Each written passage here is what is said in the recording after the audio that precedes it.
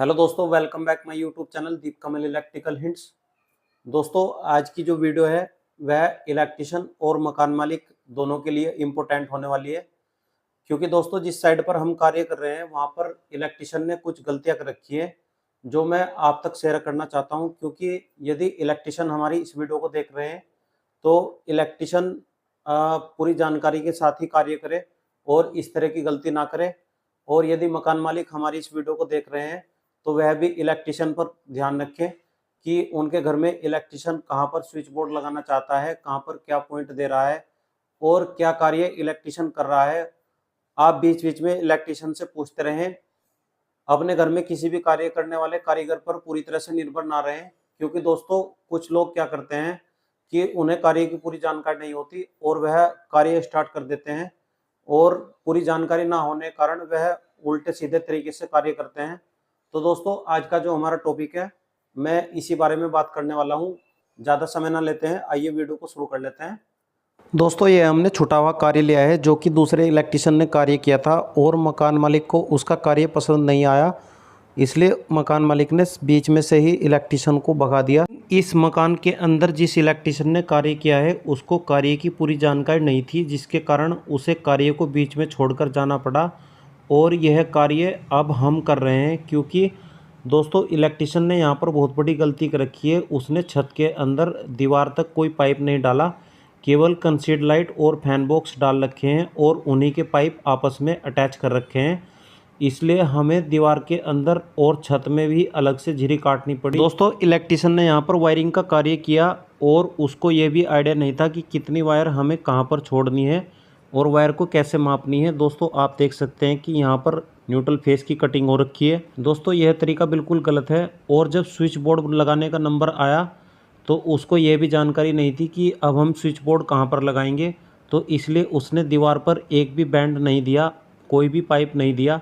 दोस्तों, हर जगह हमें इसी तरह से छत के अंदर कटिंग करनी पड़ी। इलेक्ट्रिशियन की समझ में नहीं आया कि अब आगे का कार्य कैसे होगा, इसलिए इलेक्ट्रिशियन को बीच में कार्य को छोड़ के जाना पड़ा। दोस्तों, आप तक जानकारी पहुंचाने का मेरा मकसद केवल इतना है कि हमें जब दूसरे घर में कार्य करना चाहिए तो अपना घर समझ के करना चाहिए। यदि ऐसा काम हमारे घर में होता और हमें कोई काम दोबारा कराना होता तो हमें कैसा लगता। दोस्तों, हमें यह सोचना चाहिए जब हम किसी के यहाँ पर कार्य करते हैं तो उसमें समय भी लगता है, पैसा भी लगता है, मटेरियल भी लगता है। और यदि हमारे द्वारा किया गया कार्य बाद में गलत पाया जाता है तो उसमें समय, मटेरियल और पैसे, इन तीनों चीज़ों की हानि होती है। इसलिए दोस्तों, हमें कोई भी कार्य पूरी जानकारी के साथ वह सोच समझकर करना चाहिए। दोस्तों, इस बिल्डिंग के अंदर हमें यह सिचुएशन हर रूम के अंदर फेस करनी पड़ी, जहां पर हमें छत के अंदर झिरी काटनी पड़ी, क्योंकि मकान मालिक को यहां पूरी फिटिंग अंडरग्राउंड करानी थी। दोस्तों, हमें यह सोचना चाहिए जब हमें कोई स्विच बोर्ड दीवार पर लगाना है तो उसको हमें छत से जरूर कनेक्ट करना है ताकि हम उसके अंदर वायरिंग कर सकें, जिसके लिए हमें लेंटर में पाइप डालते समय ही दीवार पर बैंड उतारना होता है। दोस्तों, आइए अब हम दूसरे रूम के अंदर चलकर देख लेते हैं। यहाँ पर भी हमें इसी तरीके की सिचुएशन इंटरफेस करनी पड़ी। दोस्तों, कोई भी रूम ऐसा नहीं है जहाँ पर हमें छत में झिरी नहीं निकालनी पड़ी और दीवार पर कटिंग नहीं करनी पड़ी, क्योंकि यहाँ पर इलेक्ट्रिशियन को बिल्कुल भी काम का आइडिया नहीं था, जिसके कारण इस तरह की स्थिति बनी। दोस्तों, आप देख सकते हैं कि दीवार पर भी यहाँ 4 से 5 जंक्शन बॉक्स लगे हुए हैं, जिसका मुझे भी आइडिया नहीं है कि एक दीवार पर 2 बॉक्स लगाने के लिए 4 से 5 जंक्शन बॉक्स लगाने की क्या आवश्यकता है। दोस्तों, यदि आपको इसके बारे में जानकारी है तो कमेंट बॉक्स में मुझे लिखें, और यदि मेरे द्वारा दी गई जानकारी में आपको कोई गलती नज़र आती है तो आप मुझे बताएं। दोस्तों, अब मैं पहुंच चुका हूं मेन बोर्ड के पास। आप देख सकते हैं यहाँ पर भी न्यूट्रल और फेस वायर को इसी तरीके से कट कर रखा है। आप देख सकते हैं कि इलेक्ट्रिशियन को काम की सही जानकारी ना होने के कारण मकान मालिक का यहाँ पर काफ़ी लॉस हो रखा है। दोस्तों, इसके बारे में मैंने मकान मालिक से बात की कि सर, आपका मेन बोर्ड दूसरे स्थान पर जाना था या आप मेन बोर्ड इससे काफ़ी दूर लगाना चाहते हैं। तो मकान मालिक ने कहा कि नहीं, हमारा मेन बोर्ड यहीं पर लगना है। तो जब मैंने देखा कि इस तरीके से वायर डाल रखी है तो मुझको यह काम बहुत गलत लगा, और मकान मालिक के द्वारा बताई गई जानकारी के अनुसार ही मैं यह जानकारी आप तक पहुंचा रहा हूं, ताकि आपके घर में इस तरह से गलत कार्य ना हो। दोस्तों, इलेक्ट्रिशियन को यह भी जानकारी नहीं थी कि मेन बोर्ड हमें प्लास्टर से पहले लगाना चाहिए। अब हमें यहाँ पर खुद से डिस्ट्रीब्यूशन बॉक्स लगाना पड़ा। दोस्तों, आइए अब हम जान लेते हैं कि डिस्ट्रीब्यूशन बॉक्स हम किस तरह से लगाते हैं और कितनी हाइट पर हमें डिस्ट्रीब्यूशन बॉक्स को लगाना चाहिए। दोस्तों हमें हमेशा डिस्ट्रीब्यूशन बॉक्स को 5.5 से 6 फुट की हाइट तक लगाना चाहिए, ताकि यदि हमारे घर में किसी प्रकार का कोई फॉल्ट होता है या किसी प्रकार की इमरजेंसी होती है, हमें एमसीबी को ऑफ करना पड़ जाए तो आसानी से हमारा हाथ पहुंच सके।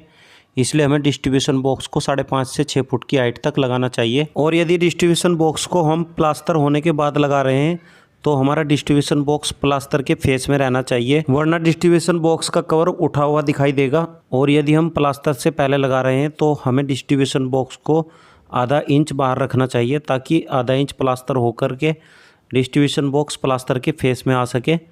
दोस्तों यह ध्यान रखने वाली बात होती है। जैसे कि मैंने एक यहाँ पर टाइल का पीस ले लिया है और उससे मेजर कर लिया है, हमारा डिस्ट्रीब्यूशन बॉक्स प्लास्टर के फेस में है। दोस्तों जब हम डिस्ट्रीब्यूशन बॉक्स को लगा देते हैं तो हम इस तरह से साइड में रोडी लगा देते हैं, और रोडी हमें ऐसी लगानी है कि हमारा डिस्ट्रीब्यूशन बॉक्स अंदर की साइड ज़्यादा ना दबे। यदि हमारा डिस्ट्रीब्यूशन बॉक्स अंदर की साइड दब जाता है तो इसके ऊपर इसका कवर नहीं आएगा, इसलिए हमें हल्की रोडी लगानी है, और ताकि हमारा डिस्ट्रीब्यूशन बॉक्स अपनी जगह से ना हिले और एक जगह सेट हो जाए। दोस्तों अब हमने ऊपर से आने वाली वायर और नीचे से आने वाली वायर को डिस्ट्रीब्यूशन बॉक्स के अंदर निकाल दिया है और पाइप को फिट कर लिया है। अब आप देख सकते हैं कि यहाँ पर कुछ सर्किट वायर छोटी पड़ रही है और कुछ सर्किट वायर ठीक है। तो इस तरह की प्रॉब्लम मुझे यहाँ पर देखने को मिली। दोस्तों आप खुद से भी देखकर समझ सकते हैं कि यदि यह मेन बोर्ड कहीं और लगना था तो एक सर्किट वायर छोटा क्यों है और बाकी इतनी लंबी क्यों है, क्योंकि इलेक्ट्रिशियन को आइडिया नहीं था, इसलिए छोटी बड़ी वायर छोड़ रखी है। आइए अब हम सीमेंट लगाकर अपने एमसीबी बॉक्स को सेट कर लेते हैं।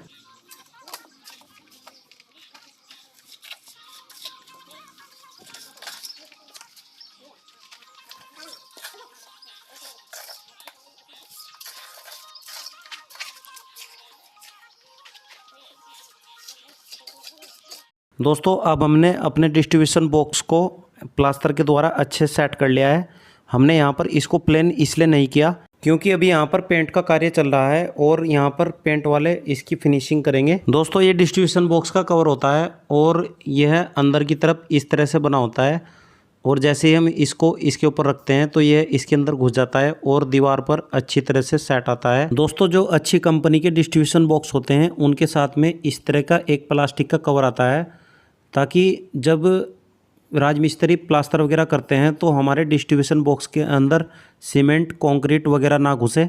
इसलिए जब हम डिस्ट्रीब्यूशन बॉक्स को लगाते हैं तो उसको इस तरह से कवर कर देते हैं, जो कि पूरी तरह से सेफ रहता है। दोस्तों हमने एक एक रूम के अंदर इसी तरीके से पाइप और बॉक्स को फिट कर लिया है, और हम यहाँ पर हल्की हल्की फिनिशिंग कर देते हैं, बाकी कार्य पेंट वाले करेंगे। दोस्तों आज की इस वीडियो में इतना ही। यदि वीडियो पसंद आए वीडियो को लाइक कमेंट शेयर और चैनल को सब्सक्राइब करें, और साथ साथ बेल आइकन प्रेस करके नोटिफिकेशन ऑल पर क्लिक कर लें, ताकि हमारी सभी वीडियो का अपडेट सबसे पहले आपको मिलता रहे।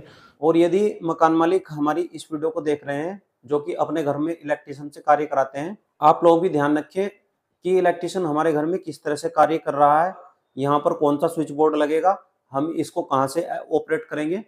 इस तरह की छोटी छोटी गलतियां दोस्तों बाद में बड़ी गलतियां बन जाती है, क्योंकि जब हमारा कार्य फाइनल हो जाता है तो हमें बाद में जानकारी होती है कि हमारा एक स्विच बोर्ड यहाँ पर होना चाहिए था और एक पॉइंट यहाँ पर होना चाहिए था, हमारा कार्य ऐसे नहीं ऐसे होना चाहिए था।